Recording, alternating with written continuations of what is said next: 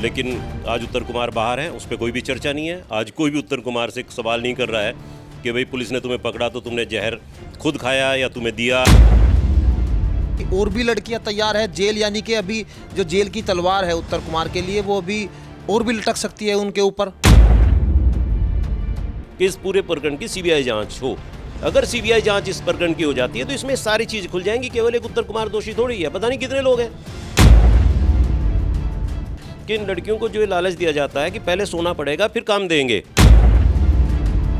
आओ ना सामने, विकास का नाम लेके आओ कि विकास बालियान साजिश करता था और विकास लाया इस लड़कियों को कहीं से ढूंढ के। मैं करता हूं फिर नंगा इन लोगों को और भी ज्यादा किस किस तरीके से तुम गोवा में कौन से कमरे में रहते हो और किस लड़की को अपने साथ लेके रुकते हो। उत्तर कुमार को जेल भिजवाने में आपका कितना रोल है? उत्तर कुमार के खिलाफ आपके पास अगर इतने एविडेंस है, सबूत है, और तो यानी कि ये कह सकते हैं कि वो जेल जाने से अभी भी जो है अछूते नहीं है। नमस्कार, स्वागत है आपका न्यूज 80 पर। मैं हूं आपके साथ राहुल राणा।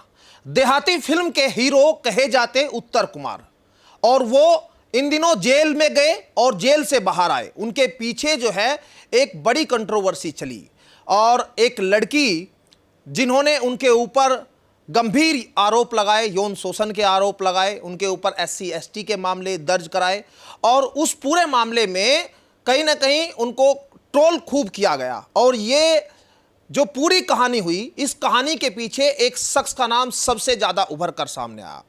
उस शख्स का नाम है विकास बालियान। यह कहा गया कि विकास बालियान इस पूरी साजिश के पीछे एक सिंगल वो शख्स है जिन्होंने इस पूरी साजिश को रचवाने में अहम भूमिका निभाई। लेकिन उत्तर कुमार अब जेल से बाहर है जमानत पर, और जो लड़की जिसने आरोप लगाए वो लड़की जो है अभी भी इस पूरे मुकदमे को लड़ रही है। और अब विकास बालियान मुजफ्फरनगर के जो रहने वाले हैं आज मेरे साथ बातचीत करने के लिए है। इस पूरे उत्तर कुमार विवाद के बीच में विकास बालियान की क्या भूमिका है और जो आरोप यहां उत्तर कुमार पर लगे हैं उन आरोपों में कितना दम है, क्योंकि विकास बालियान सिर्फ वो शख्स नहीं है जो देहाती फिल्म में हीरो का रोल करते रहे या फिर दूसरे अहम रोल में दिखाई दिए, या विकास बालियान जो है उत्तर कुमार के साथ नज़दीक रिश्ते, वो शख्स भी है यहाँ विकास बालियान जिन्होंने उत्तर कुमार को इस पश्चिम उत्तर प्रदेश में पहचान दिलाने में एक बड़ा रोल निभाया। पूरी बातचीत जो है उन्हीं से समझेंगे। सबसे पहले आपका बहुत बहुत शुक्रिया। जी धन्यवाद। न्यूज़ 80 के सभी दर्शकों को भी मेरा नमस्कार। आप बालियान साहब, थोड़ा सा आप बताइए पहले कि ये पूरा जो सिलसिला उत्तर कुमार के साथ आपका है, कैसा ये आप लोगों का रिश्ता है और अब जो आज स्थिति है वो क्यों आन पड़ी?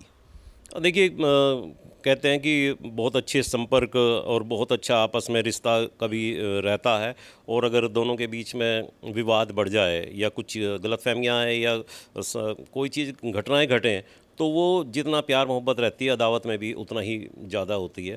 तो उत्तर कुमार और मेरे बीच में बहुत कुछ अच्छा नहीं है, फ़िलहाल अच्छा नहीं है। उन्होंने अपनी तरफ से बहुत सारी कोशिशें की मुझे नीचा करने की, नीचा गिराने की, मेरे साथ बेहूदगी करने की, और अब जब ये प्रकरण उनके साथ आ रहा है तो उसी का एक लाभ उठाने का प्रयास करते मुझे दिखाई देते हैं कि क्योंकि विकास से मेरे रिश्ते ठीक नहीं थे तो इस पूरे प्रकरण में विकास का हाथ हो सकता है। लेकिन कुछ कम शब्दों में मैं समझूं, आपका कितना हाथ है इस प्रकरण में? उत्तर कुमार को जेल भिजवाने में आपका कितना रोल है? देखिए, कोई किसी को जेल नहीं भिजवा सकता। कृष्ण जी भी अगर जेल में पैदा हुए और हाथ के आदि बाहर आ गए तो कोई किस्मत थी। राम जी को अगर राम राज्य मिलना था और नहीं मिला और वनवास मिला तो कोई ना कोई किस्मत थी। किस्मत लेके गई है उनकी, और उसमें उन कर्मों का हाथ होता है। कोई लड़की है जिसने उनके ऊपर आरोप लगाए हैं, न्यायपालिका ने देखा है, पुलिस ने देखा है, उसके बाद उन्हें गिरफ्तार किया और जेल भेजने का काम किया। वो 1 दिन के लिए रह के आए हैं, 2 दिन के लिए रह के आए हैं या 15 दिन के लिए रह के आए हैं, इसके मायने नहीं है। वो जेल में रह के आए हैं और जो आरोप उनके ऊपर लगा है वो बलात्कार का लगा है, SC ST एक्ट का लगा है।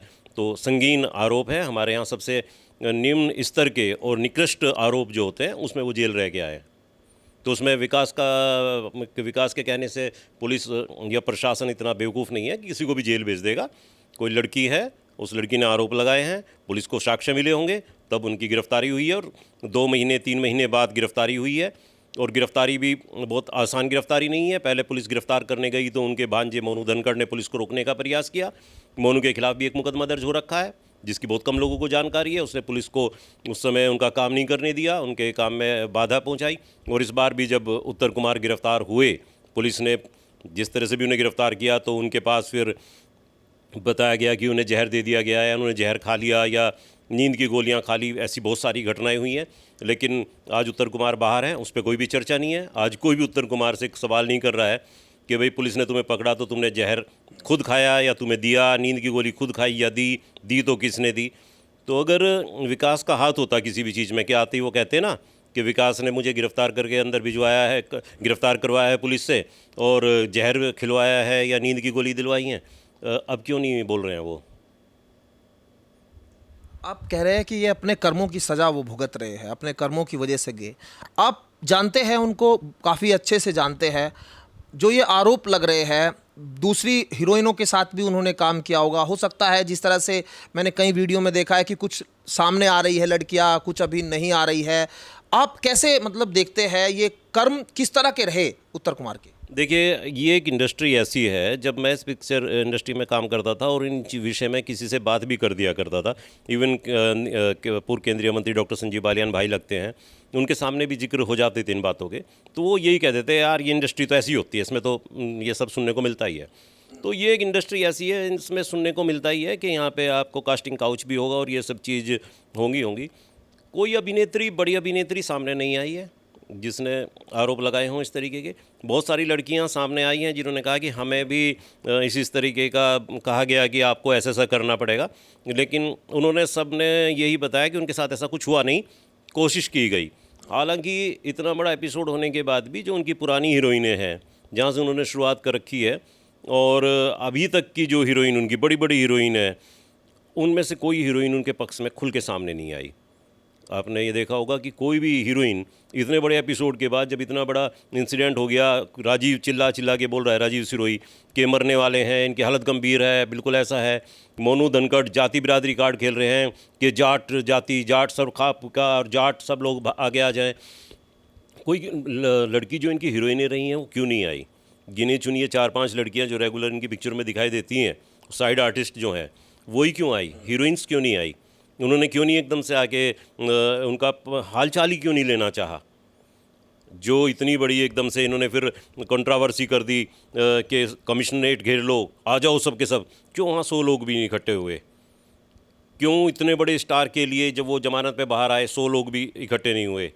आपको क्या लगता है क्यों नहीं हुए? क्योंकि सच्चाई सबको पता है, जानते सभी हैं कि कहीं ना कहीं कुछ ना कुछ घटनाएं हुई हैं सिर्फ कुछ व्यूज़ पाने के लिए। और लोग इंस्टाग्राम वगैरह पे सबको पता है, नंगे हो जाओ तो बहुत ज़्यादा व्यूज़ मिलने लगते हैं, जो करंट टॉपिक हो उसके ऊपर बात करने लगो तो व्यूज़ मिलने लगते हैं। सिर्फ व्यूज़ के लिए धड़ल्ले से कुछ ना कुछ पेलते रहो। विकास को गाली मिल रही है, उत्तर के साथ खड़े हो जाओ क्योंकि इस टाइम उत्तर के साथ ज़्यादा आदमी दिख रहे हैं, उत्तर के साथ खड़े हो जाओ। तो जो आप एक नकली फर्जी चीज़ें दिखाओगे ज़्यादा दिन चलेंगी थोड़ी, तो उन व्यूज़ के लिए लोग जुड़ते रहे। वरना जिन्हें आना चाहिए था वो क्यों नहीं आए? वो जो इतनी बड़ी इनकी फैन फॉलोइंग थी, उन्हें तो आ जाना चाहिए था ना। मालूम तो सभी को है, लोग जानते भी हैं कि सब कुछ ठीक नहीं था। उस लड़की ने अगर आवाज़ उठाई है तो कहीं ना कहीं कोई दर्द रहा होगा। लेकिन ये हिंदुस्तान है भाई साहब, यहाँ जब CGI के ऊपर कोई जूता फेंक देता है तो यहाँ दलित कार्ड खेला जाता है कि दलित CGI दलित हैं। ये भूल जाते हैं कि जूता फेंकने वाला भी दलित है। यहाँ जब एक IPS अभी आत्महत्या कर लेता है तो सब उसको दलित दलित कह रहे हैं, और ये कह रहे हैं कि वो दलित था। और सब जो हमारा ये सवर्ण समाज है, इसके अंदर एक IPS को भी अपना हक नहीं मिल रहा था, उसने फिर सुसाइड कर लिया और उसकी पत्नी IAS थी। ये तो एक लड़की है भाई, ये तो दलित समाज से एक लड़की है। इसके साथ कितने लोग खड़े हो पाएंगे और क्यों होंगे? दलित समाज की एक लड़की ने अगर आवाज़ उठाई है तो उसे तो फिर काली चमड़ी की, नीली लड़की, ऐसी लड़की, रंग भेद में, जाति भेद में, वर्ण भेद में, सभी चीज़ के अंदर सभी ने उसी तो गालियाँ दी है। कोई खड़ा हुआ उसके पास आके 1 मिनट भी कि भाई हो सकता है बहन हमारी झूठ बोल रही हो, बेटी हमारी झूठ बोल रही हो, लेकिन इसकी CBI जांच करवा लो। लोग तो उसे सीधे गाली देने लगे, बहुत बुरी बुरी गाली दे के 5 साल की ऐसी करवा रही थी जब तो मज़े ले रही थी। इतने भद्दे भद्दे पैर खोल के पड़ी होगी तो कोई नहीं चढ़ेगा क्या? ये डायलॉग्स मिल रहे थे। तो ये हमारे देश के अंदर है, महिला प्रधान देश इस देश को कहा जाता है। अरे वो लड़की, चलो मैं मानता हूँ 100% झूठ बोल रही है, खड़े तो हो जाओ उसके साथ, न्याय की तो उम्मीद कर लो कि हाँ भाई आओ और निष्पक्ष जांच करा लो, उच्च स्तरीय जांच करा लो। हो सकता है ये लड़की झूठ बोल रही हो, लेकिन 50 और दूसरी लड़की हो जो सच हो, लेकिन वो हिम्मत ना हो उनकी, और इसका हाल देख के आगे और भी हिम्मत नहीं होने वाली कि हम ऐसा कुछ बोल दें। हो सकता है उनको न्याय मिल जाता, लेकिन दलित है, महिला है, गरीब है, अगर किसी के साथ 3-3 इस तरीके के तमगे हिंदुस्तान के अंदर हों, जहाँ गुलाम मानसिकता के लोग होते हों, तो वहाँ न्याय बहुत बड़ी उम्मीद करना बस बेमायने है। आपकी बात हुई उस पीड़ित लड़की से? कब हुई आखिरी बार? बहुत बार बात हुई है मेरी। आज भी उसने मुझे मैसेज किया हुआ है, मैंने देखा था मैसेज किया हुआ है उसने। करवा चौथ पे जो मेरी मैडम का और मेरा फ़ोटो वीडियो थी एक, उसके ऊपर उसने कर रखा है जो लोग करते हैं made for each other type का जो उसमें होता है। मेरी उससे पहली जो बातचीत हुई है वो 7 अप्रैल 2000, और मैं ये कह रहा हूँ कि अगर कोई ऑथेंटिक वे होता होगा, जांच में भी कोई चीज़ आ सकती है। 7 अप्रैल 2025 में पहली बार उसका मेरे इंस्टाग्राम पे मैसेज आया कि सर मैं भव्या गौतम बोल रही हूँ और मुझे आपसे बात करनी है, अपना नंबर दे दो, बहुत ज़रूरी बात करनी है। मैंने उसको अपना नंबर दे दिया। उसने कहा सर अभी रात हो रही है, मैं कल आपको दिन में बात करती हूँ। मैंने कहा ठीक है। 8 तारीख को उसका मेरे पास फ़ोन आता है, 8 अप्रैल को, और वो मुझे अपनी आप बीती बताती है लगभग 36 मिनट। व्हाट्सअप कॉल उसने किया, मैंने सारी उसकी बात सुनी। उसके बाद उसने फिर मेरे से जो भी मेरी बात हुई होगी मुझे नहीं पता, ध्यान भी नहीं किया क्या मेरी बात हुई। नेक्स्ट डे उसका फिर मेरे पास फ़ोन आया कि मैसेज आया कि सर मुझे इस केस में अब क्या करना चाहिए। मैंने उससे कहा कि जो तुम्हारे पास अगर साक्ष्य हैं और जितने सबूत हैं, सच्चाई जितनी तुम्हारे पास है, उन सबको आप मुख्यमंत्री को लिखो। उसने कहा सर मेरे पास पैसे नहीं है, आप मुझे 2 महीने के लिए पेमेंट दे दो, कुछ हाथ उधार दे दो, इसमें जो ब्याज लगेगा मैं दे दूँगी।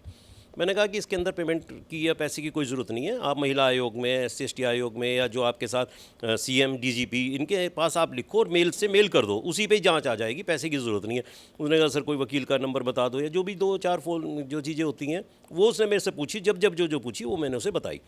उसका फिर मेरे पास बाद में मैसेज फ़ोन आता है 25 जून के लगभग।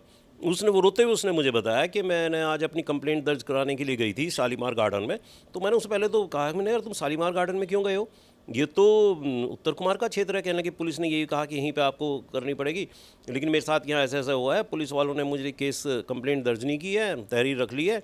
मेरे साथ 2-3 वकील भी गए थे और उन्होंने से 2-1.5-2 लाख रुपये कितने ले भी लिए पुलिस को देने के नाम पर, कि बिना पैसे के FIR दर्ज नहीं होती। मतलब ये एक मानसिकता देख लो आप हमारे यहाँ लोगों की पुलिस के प्रति।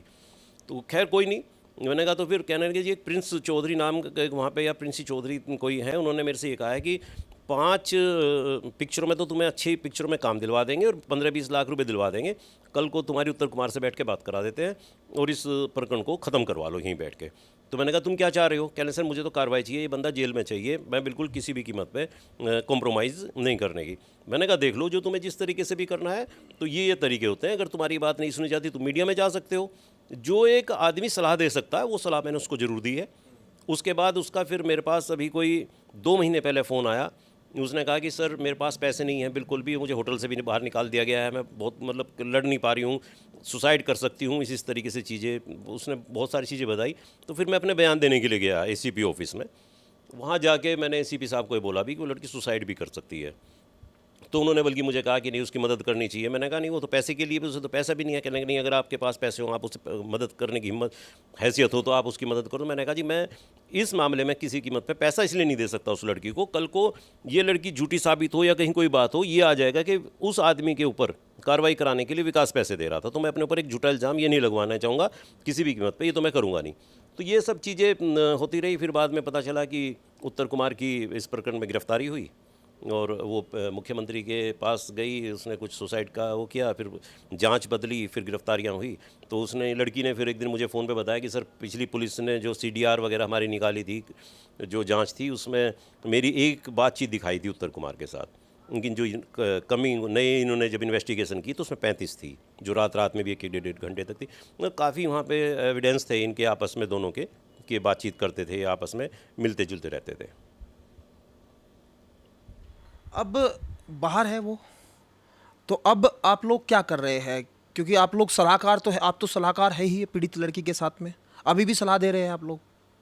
मैंने उसे किसी तरह की कोई सलाह जो मुझे उसने मांगी है सिर्फ वो सलाह मैंने दी है। मैंने उससे बढ़ के उसे कभी कोई सलाह नहीं दी कि तू जाके अब यहाँ पे चली गई तो तू अब इसकी एंटिसिपेटरी इसकी जो बेल रिजेक्शन का डलवा दे, तू फलाने चीज़ का डलवा सकते। बहुत सारी चीज़ें होती हैं जो आप बता सकते हैं। उसने मेरे से देखो दो चीज़ें होंगी, एक साजिश करता होगा, एक सलाहकार होगा। एक आदमी अगर आपसे कोई सलाह मांगता है, आपको देने का हक है। मैं एक सामाजिक कार्यकर्ता भी हूँ, अपना न्यूज़पेपर भी निकालता हूँ और एक सामाजिक कार्यकर्ता के रूप में मेरी हैसियत भी है। लगभग अभी मुजफ्फरनगर के एक प्रोफेसर साहब जेल में हैं। एक लड़की के साथ उन्होंने बदतमीजी कर दी थी अपनी स्टूडेंट्स के, और वो दलित थे लड़के और वो लड़की जाट, और आज वो जेल में है। तो अगर कोई मेरे पास मदद मांगने के लिए आएगा तो मेरा कर्तव्य है कि मैं उसकी मदद करूं, सलाह दूं उसे सही। साजिश ये होगा कि अगर कोई निर्दोष है और मैं बेफिजूल उसके एक षड्यंत्र रच के और उसके खिलाफ एक षड्यंत्र रच के कि ये अंदर चला जाना चाहिए। आपकी उत्तर कुमार से क्या दुश्मनी है? आप तो पहले एक जगह बैठते थे, आप लोग मदद करते थे, क्यों आप लोग दुश्मन हो गए? देखिए, उत्तर कुमार की और मेरी दुश्मनी के बीच में एक अभिनेत्री है।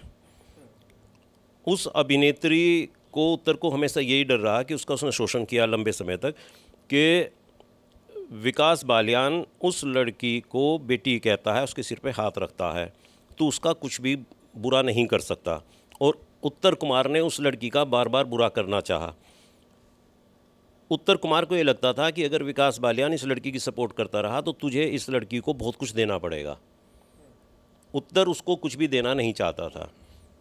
उत्तर कुमार ने ही उस लड़की ने ही मुझे बताया था कि उत्तर कुमार ने ही एक दिन किसी लड़की के सामने ये बोला कि दोनों बाप बेटी के बीच में लड़ाई करवा दी। तो उत्तर कुमार का एक पूरा सिस्टम मैंने मतलब इस चीज़ में देखा कि एक ही उसकी थ्योरी थी, एक ये था कि विकास अगर इस लड़की से अलग हो जाता है तो तू इसको किसी भी तरीके से यूज़ कर सकता है या थ्रो कर सकता है। वो लड़की पूरी बीच में हो रही है। और बस उससे ज़्यादा मैं, क्योंकि अगर मैं कभी भी कुछ भी नाम लेता हूँ, कुछ भी कहता हूँ, तो मुझे उस लड़की के बारे में, उसकी दयनीय स्थिति के बारे में सोचना पड़ता है, क्योंकि वो इधर की ना उधर की उस स्थिति में है। तो मेरा कुछ भी कहना उस लड़की का कैरियर बर्बाद कर सकता है। आप कह रहे हैं कि और भी ऐसी लड़की है जो सिर्फ जबान नहीं खोल रही, और भी ऐसी लड़कियां हैं जो इस तरह के आरोप लगा सकती है, मतलब उनके साथ इस तरह का शोषण हुआ है? मैं कह रहा हूँ कि बहुत सारी लड़कियाँ हैं, मैं सिर्फ दो आदमियों का नाम ले रहा हूँ। एक विकास कुमार उत्तर कुमार के मैनेजर रहे हैं, और एक सुरजीत सिरोही।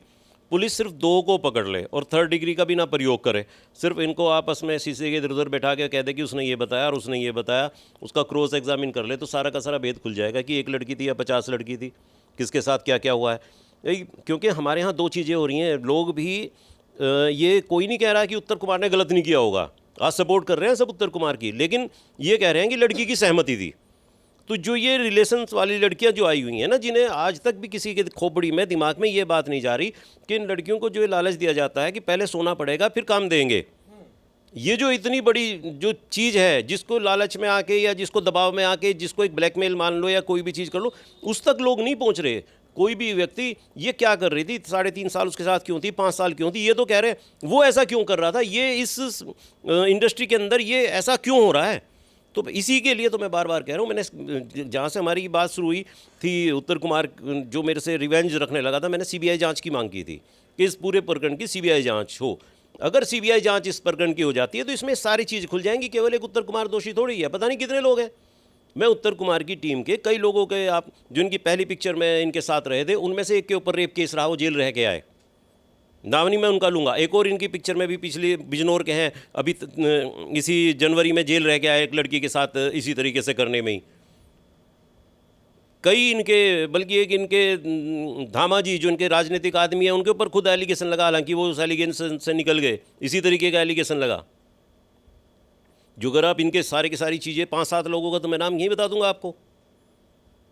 तो ये इसकी पूरी एक जांच होनी चाहिए, केवल ये सिस्टम नहीं है कि ये लड़की है, मेरा इस लड़की से कोई ज़्यादा मतलब नहीं है। ये लड़की अपने आरोप लगा रही है, अपने आरोप अपने आप साबित करेगी, झूठ बोल रही होगी जेल जाएगी। मैं तो बहुत स्पष्ट कह रहा हूँ, झूठ बोल रही होगी तो जेल जाएगी। लेकिन आप जो इशारा कर रहे हैं कि अभी एक लड़की है, मुझे लग रहा है जैसे आप बता रहे हैं कि और भी लड़कियां तैयार है जेल, यानी कि अभी जो जेल की तलवार है उत्तर कुमार के लिए, वो अभी और भी लटक सकती है उनके ऊपर। क्यों नहीं लटक सकती भाई? क्या पता किस लड़की का अंदर से जमीर जाग जाए, उसका हस्बैंड कल को उसको परस्यू कर दे, उसके माँ बाप से उसे परमिशन मिल जाए कि नहीं भाई तेरे साथ अगर गड़बड़ हुआ है, गलत हुआ है, तो तू सामने आके क्यों नहीं बोल। तो क्यों कहाँ जा रही हैं वो लड़कियाँ जो अब तक काम कर रही थी, क्यों नहीं सामने आई? कहाँ गई वो? कितने कितने नाम लेते हैं, मैंने कितनी वीडियो ऑडियो अब तक वायरल की हैं, लड़कियों के नाम ले लेके लोग बाग, इनके पुराने टाइम के लोग बता रहे हैं कि ऐसा होता रहता है। ये तो कोई भी नहीं कह रहा ना। और फिर मैं दूसरा चैलेंज कर रहा आपके चैनल के माध्यम से, उत्तर कुमार जेल से बाहर आ गया, विकास ने अगर ये साजिश रच दी होगी तो विकास के खिलाफ आके मुकदमा दर्ज कराए ना वो, और उसके सारे लोग करा दे कि भाई विकास बालियान साजिश करता था इस चीज़ के अंदर। आओ ना सामने, विकास का नाम लेके आओ कि विकास बालियान साजिश करता था और विकास लाया इस लड़कियों को कहीं से ढूंढ के। मैं करता हूँ फिर नंगा इन लोगों को और भी ज़्यादा, किस किस तरीके से तुम गोवा में कौन से कमरे में रहते हो और किस लड़की को अपने साथ लेके रुकते हो और कौन कौन टीम आपके साथ जाती है। मैं करता हूँ कौन सी आप कच्चा पत्थर जगह में किस लड़की के साथ आप कब कब किस किस कमरे में रुकते हो, सिरसा में आप किस लड़की के साथ रुकते हो। ये आओ ना मेरे, ये क्यों उत्तर कुमार ने आते ही सबको शांत कर दिया? क्यों एक दिन संदीप सहलोत इनके रिश्तेदार वगैरह इस टाइप के मेरे लिए जो मीम्स और रोस्ट बना बना के लोगों को पैसा दे रहे थे 200 500 रुपये कि विकास के खिलाफ रील बना दो, और उसके बाद लोग गाली देंगे विकास को, जो मुझे गालियां दिलवा रहे थे या कुछ भी। तो आगे सबसे पहली सीधी सी बात है, बाहर निकल आए ना अब तो तुम, विकास के खिलाफ मुकदमा दर्ज करा दो। मैंने तो भैया 4 नोटिस भेज रखे हैं उत्तर कुमार को 70,50,000 रुपये के, जो ना इनकी मैडम रिसीव करती, ना इनके नीलाखेड़ी में रिसीव करते, ना कोई दूसरी जगह रिसीव करते। अब मुकदमा ही दर्ज कराना पड़ेगा मुझे। 70,50,000 रुपये किस बात के लिए मांग रहे हैं आप? 70 भाई साहब, मैंने कम से कम 25 प्रोजेक्ट इनके साथ काम कर रखे। उत्तर कुमार एक पिक्चर के 50 लाख से 1 करोड़ रुपए लेता है। विकास बालियान की भी फीस होगी 2 लाख रुपए। 25 पिक्चरों के 50 लाख बनते हैं, और 25 लाख रुपए मैं इनके ऊपर जो इतनी इनकी फिल्में बनवाना, दूसरे इनके फंक्शंस कराना, कहीं के लिए पूरा 10-10 15-15 20-20 दिन तक रुकने का इंतजाम करवाना, खाने पीने का इंतजाम करवाना, जो मैंने पैसा लगा रखा है। वो डिमांड आप कर रहे हैं अभी? वो मेरी लीगल डिमांड है भाई। अगर उत्तर कुमार का एक एक पैसा बिल्कुल हलाली का है तो मेरा हराम का नहीं है। तो वो आपको पैसे नहीं दे रहे इसलिए आप लोग उन पीड़ितों के साथ खड़े हैं? नहीं, पैसे तो मैंने मांगा ही नहीं था। पैसे तो मैंने तब मांगा ना जब मुझे पता लगा उत्तर कुमार मेरे खिलाफ साजिश रचाने का काम कर रहा है। जब मुझे पता लगता है कि उत्तर कुमार मेरे खिलाफ इस तरह की साजिश रच रहा है, उसका ही सुरजीत सिरोही मुझे फ़ोन करके बोलता है कि बालियान जी मैं आपका शुभचिंतक बोल रहा हूँ, आवाज़ बदल के बोल रहा है वो, कि शुभचिंतक बोल रहा हूँ, उत्तर कुमार किसी लड़की को पैसे देके आपके खिलाफ ऐसे ही एलिगेशन लगवाना चाह रहा है। फिर एक लड़की आती है मेरे ऊपर बहुत भद्दे भद्दे गाली गलोच का इस तरह से करती है। फिर एक उर्मी तोमर आके कहती है भव्या को कि भव्या तू एक काम कर, इस केस में FIR लग रही है, विकास बालियान का नाम लगा दे और वो इसे जेल में पहुंचवा देगा। पता लगा कि इस तरीके से जब फिर वो एक कोई रिंकू जौनपुरिया को उत्तर कुमार खुद बोल रहा है कि वो साला जो दल्ला बालियान बैठा मुजफ्फरनगर में वो करवा रहा है सारे के सारे काम। अरे जो तू फ़ोन पे कह रहा है भाई उत्तर कुमार, अब सामने आके बोलना है ये चीज़ें। जो तू फ़ोन पे दूसरों के सामने जो मेरे पास रिकॉर्डिंग आई हैं, ये अब सामने आके बोल कि भाई ये चीज़ें हुई हैं, ऐसे ऐसे था, ये था, फलाना था, ठिकाना था। मैं एक चीज़, और मैं साक्ष्य के साथ साबित करूँगा। मैं देखो ये कितने हैं, ये कौरवों की सेना कितनी बड़ी है, मैं अकेला हूँ, मैं फिर भी नहीं घबरा रहा हूँ। इनके कितने फॉलोअर्स होंगे, कितने लोगों ने मुझे गालियां दिलवाई होंगी, कितने लोग मुझे जान से मारने की बात कर रहे हैं, कितने लोग मेरी फैमिली के बारे में अपशब्द, कितनी गालियां, पता नहीं कौन कौन कैसे कैसे, गुलबहार भाजपा गाली दे रहा है, बहन की गाली मुझे लिख के सरेआम लिख के दे रहा है मोदी योगी राज में, और मैं सहन कर रहा हूँ क्योंकि भरोसा है मुझे ऊपर वाले पे। सच्चाई के, अगर मैं झूठ होता है, सच मेरे साथ ना होता है, सच के साथ मैं खड़ा ना हूँ, तो मेरे में इतनी हिम्मत नहीं होगी। आपके पास क्या क्या, मतलब कितने साक्ष्य होंगे, क्या क्या नहीं, कितने आपके पास साक्ष्य होंगे जो उत्तर कुमार को जेल पहुंचा देंगे? अगर मैं इसी केस में ही इसकी ही गवाही दे दूं अपने आप, तो इसी केस में ये सीधा सीधा अंदर चला जाएगा। बाकी इसके कैरेक्टर एनालिसिस के लिए इसकी क्या चीज़ें हैं, इनकी मैडम की और मेरी धर्मपत्नी की बातचीत, मेरी खुद की उत्तर कुमार की एक अभिनेत्री की कई बार की कॉन्फ्रेंस बातचीत, जिसमें खुद वो लड़की इसको बता रही है कि तू क्या है, और ये खुद कह रहा है कि मैं क्या हूँ, ये जिसमें किसी और की ज़रूरत नहीं है क्लियर करने की कि भाई कोई और आके बताए कि ये आपस में दोनों क्या है, जो खुद ये दोनों एक दूसरे को बता रहे हैं कि हम दोनों क्या हैं। और मैं इनको फिर भी कह रहा हूँ कि प्लीज़ शांत हो जाओ, रुक जाओ, बर्बाद हो जाएगी इंडस्ट्री। तो मेरे पास साक्ष्य बहुत हैं, मैं बिना साक्ष्य के, क्योंकि मैं 1993 में होटल में सर्विस करता था पुष्पदीप में रुद्रप्रयाग, और मेरे खिलाफ कुछ केस लग गए थे वहाँ पे, और केस भी इस तरीके के लगे थे कि लड़के लड़कियों को लेके आ जाते थे होटल वगैरह में, और हमने उन्हें पकड़ के पुलिस को दे दिया। तो उनके पास से तमंचा बरामद दिखाया था, तो कहने लगे कि ये तमंचे तो यहाँ मुजफ्फरनगर और पश्चिम उत्तर प्रदेश की वो है, ये इन पहाड़ियों पे कहाँ से आए। तो इस तरीके का केस बन गया। तो तब से मुझे साक्ष्य रखने की आदत बन गई थी कि कोई भी चीज़ अगर कहो बिना साक्ष्य के ना कहो, तो मैं साक्ष्य के बगैर बात नहीं किया करता। चलिए, शुक्रिया बातचीत करने के लिए। आपने वैसे बहुत सारी चीज़ें बता दी और मुझे लग रहा है कि अगर उत्तर कुमार के खिलाफ आपके पास अगर इतने एविडेंस है, सबूत है, और तो यानी कि ये कह सकते हैं कि वो जेल जाने से अभी भी जो है अछूते नहीं हैं, अगले दूसरे मामला भी उनका इंतजार कर रहा है ना? नहीं, कुछ भी मैं नहीं कह रहा हूँ कि क्या पता किसका ज़मीर जाग जाए या किसके साथ उन्होंने क्या क्या वो आगे करते। हो सकता है कल को मैं किसी के साथ कोई घटना घट दूँ, मुझे जेल जाना पड़ जाए। जेल जाना कोई ज़्यादा बड़ी चीज़ नहीं है। जेल तो महात्मा गांधी भी गए हुए थे, जेल तो दुनिया जाती है, पर ऐसे आरोपों में जेल जाना शर्मनाक होता है। और मैंने आज से नहीं, बहुत दिनों से इस चीज़ को कहता भी रहा हूँ, कई जगह मेरी स्पीचेस आई भी हैं कि इन चीज़ों से बचना चाहिए। और आपके चैनल के माध्यम से एक बार फिर मैं ये अपील करना चाहता हूँ कि जो भी माँ बहन बहू बेटियाँ आती हैं, इनके साथ इनके संरक्षक, इनके परिवार वाले बुलाने चाहिए। जहाँ भी इन्हें आप रखा है वहाँ पे CCTV की व्यवस्था होनी चाहिए, सुरक्षा की व्यवस्था होनी चाहिए। जो नए लोग आपके साथ काम करने के लिए आते हैं, उनसे आपको 50,000 रुपये या कुछ भी पैसा लेके एक फ़ीस नहीं रखनी चाहिए कि भाई हम इनसे पैसा लेंगे गरीब लोगों से और उसके बाद इन्हें काम देंगे। दूसरा, अगर कोई हमारा कोई छोटा मोटा फ़ोटो या कोई क्लिप वगैरह डाल लेता है, उसके चैनल को उड़वाने का काम ना करें। बेरोज़गारी है इस देश के अंदर, बहुत मुश्किल 1000 सब्सक्राइबर 4000 घंटे पूरे करके कोई मोनेटाइज कराता है अपने चैनल को। वो उसने अगर आपकी वजह से 10,000, 5,000, 2,000 रुपये कमा लिए होंगे, उसको स्ट्राइक देकर मत उड़वाओ। किसी के लाख, किसी के 50, उनकी बद्दुआएं आपको बहुत बुरी जाती हैं। तो यही मेरी आपके चैनल के माध्यम से है कि लाइन बहुत अच्छी है, अगर कंटेंट बहुत बढ़िया हम लेके आना चाहते हैं। मेरे अभी देसी ताल पे आने वाली हैं 2 फिल्म, गरीब और गरीब की बेटी, जिसके अंदर मैंने इन्हीं चीज़ों को निकाला है कि हमारे समाज के अंदर क्या है, लेकिन जो हमारे साथ स्टाफ आता है, ख़ासतौर से लेडीज़ है, उनकी सुरक्षा और उनके साथ उनके घर से कोई ना कोई आना चाहिए, उसको भी हमारा दायित्व बनता है। शुक्रिया बातचीत करने के लिए। और यहाँ आप बालियान साहब को सुन रहे थे, और जो सबसे जो बड़ी बात मुझे समझ आ रही है वो यही कि उत्तर कुमार की मुसीबतें अभी कम नहीं हो सकती। अभी उत्तर कुमार के ऊपर और कई मामले खुल सकते हैं। वो जेल से बाहर जरूर आए जमानत पर, लेकिन अभी इस पूरे मामले की जांच प्रशासन भी कर रहा है और इस पूरे मामले की जांच पड़ताल में क्या कुछ होता है, आगे किस तरह की कार्रवाई होती है। लेकिन जो इशारा बार बार बालियान साहब कर रहे हैं कि अगले मामले के लिए भी तैयार रहना चाहिए उत्तर कुमार को। मेरे सहयोगी गौरव राठी के साथ मैं राहुल राणा, न्यूज़ 80 मुजफ्फरनगर।